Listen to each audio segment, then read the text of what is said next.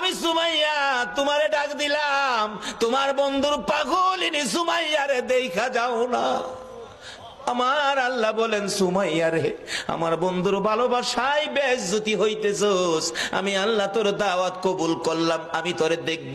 আবু জাহেল রাগ হয়ে গেছে, আল্লাহরে ডাকো দেখার জন্য, দাঁড়াও ভালো করে দেখাইতেছি। ঘরের ভিতরে যাইয়া বল্লম নিয়ে বেরিয়ে আসলেন আবু জাহেল।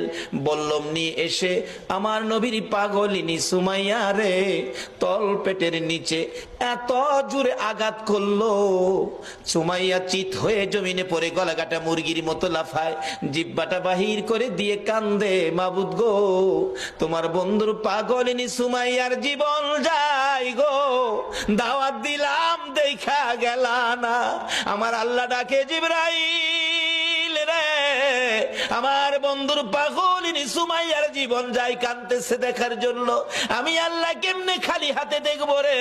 আমার জান্নাতুল ফিরদাউসটা উঠাইয়া দে, বন্ধুর পাগলিনী সুমাইয়ারে আমার জান্নাতুল ফিরদাউস দান করে দিলাম।